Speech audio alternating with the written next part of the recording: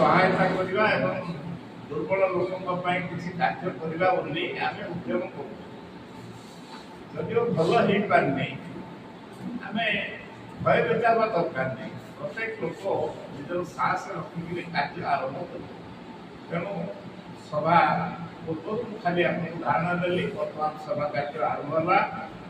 ଆଜିର ସଭାର ମାନ୍ୟବର ସଭାପତି ମହୋଦୟ, ଉପସ୍ଥିତ ଆମର ସ୍ୱପ୍ନା ଭାଇନା ଏବଂ ଅନ୍ୟ କଂଗ୍ରେସ ପ୍ରିୟ, କଂଗ୍ରେସ ପ୍ରେମୀ, କଂଗ୍ରେସ କର୍ମୀ, କଂଗ୍ରେସ ନେତା ଯେଉଁମାନେ ଆଜି ଏକାଠି ହେଇଛନ୍ତି, ଆପଣଙ୍କୁ ସମସ୍ତଙ୍କୁ ମୁଁ ସ୍ୱାଗତ କରୁଛି। ମୋର କୃତଜ୍ଞତା ଜଣାଉଛି।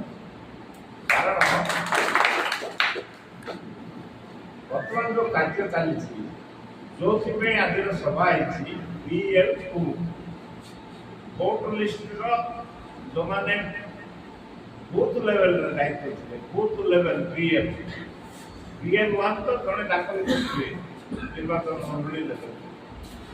ହେଲେ ଯେହେତୁ ଆମ ସଂଗଠନ ନଥିଲା, ଠିକ ଭାବରେ ଲୋକ ନଥିଲେ, ତେଣୁ ସବୁ ବୁଥରେ BL2 ବୋଧେ ଦିଆ ହେଇପାରିନଥିଲା। ସେଥିପାଇଁ ଅନ୍ୟ ଦଳ ଦେଇଛନ୍ତି। ଆମେ ନଦେଲେ ବୋଧେ ସବୁ କିଛି ଖରାପ ହେଇଯିବ, ଏମିତି ଅବିଶ୍ୱାସ କରିବା ଆବଶ୍ୟକତା ନାହିଁ। କାରଣ ବିଜେଡି ଦେଇଥିବ, ବିଜେପି ଚାହୁଁଛି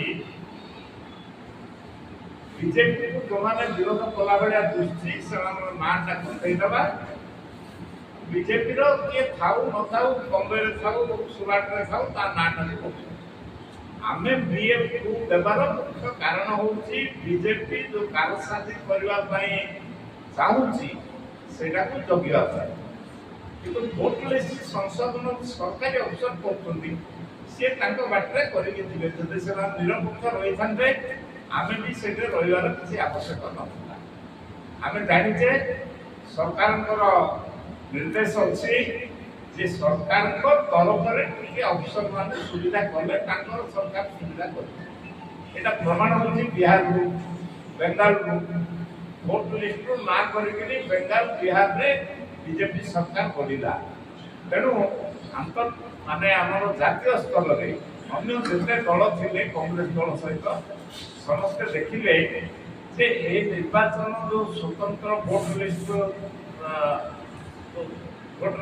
ନୂଆ କିଛି କରିବାକୁ ଯାଉଛନ୍ତି, ୟାର ଏକମାତ୍ର ଉଦ୍ଦେଶ୍ୟ ଅନ୍ୟ ଦଳର ସହାୟତାର କିଛି ଲୋକଙ୍କୁ ହଟେଇଦେବା, ନିଜ ଦଳର ଲୋକମାନଙ୍କୁ ରଖିବା ଏବଂ ସରକାରୀ ଅଫିସର ଦ୍ୱାରା ଦୁର୍ନୀତି କରି ତାଙ୍କର ଭୋଟ ଅଧିକା କରିବା ପାଇଁ ସେମାନେ ଯୋଜନା କରୁଛନ୍ତି। ସେଇଥିପାଇଁ ଆମେ କଂଗ୍ରେସ ଦଳର କର୍ମୀ ହିସାବରେ ଆମର ଦାୟିତ୍ୱ ହେଉଛି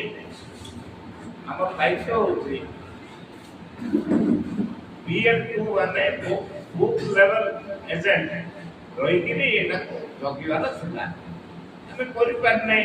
20 ଦିନ ବି ବଢ଼ିଥିଲା, ଆସନ୍ତା 19 ତାରିଖ ଦିନ ସରିଯାଉଛି, ସେଇଟା ବି ଆମେ କରିପାରିନେ। ତେବେ କରିପାରିଲେ ଏଥିପାଇଁ ଭୟ ହେବାନି।